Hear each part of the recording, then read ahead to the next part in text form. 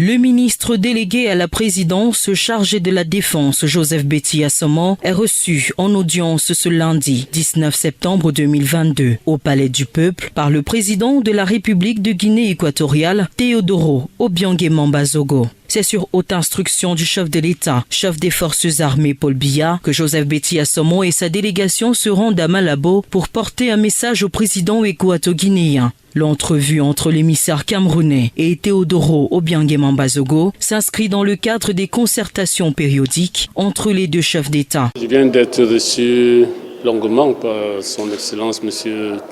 Teodoro Obiang Bazogo, président de la République de Guinée équatoriale. Ceci à la suite des instructions que j'ai reçues de son frère homologue, le président Paul Biya, président de la République du Cameroun, chef de nos forces armées. L'audience s'inscrit dans le cadre des concertations périodiques entre nos deux chefs d'État. Le président Biya, son Excellence Monsieur le président Biya, reçoit très régulièrement des envoyés spéciaux de son frère à Yaoundé. Et quoi de plus normal qu'en retour, il nous dépêche ici régulièrement également pour venir porter ses messages sur les problèmes d'intérêt commun à son frère. C'est pour cela que nous sommes ici. L'entrevue d'une vingtaine de minutes porte essentiellement sur des sujets d'intérêt commun ô combien importants, notamment la sécurité à la frontière commune entre les deux pays. Celle-ci s'est fortement améliorée depuis la signature de l'accord de Sipopo en juillet 2020, ce qui a conduit à la suspension du chantier de construction du mur de séparation sur le tracé de la frontière entre le Cameroun et la Guinée équatoriale. Cette concertation revêtant une importance capitale pour les deux pays. L'entretien a porté sur, je l'ai dit, des questions d'intérêt commun.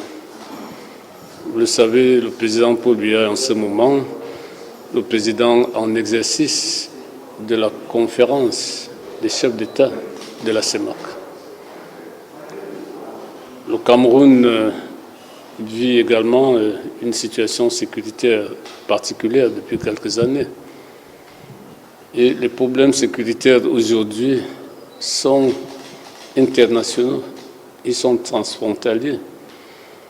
De sorte que ce qui arrive chez l'un peut arriver chez l'autre. Tout est lié aujourd'hui.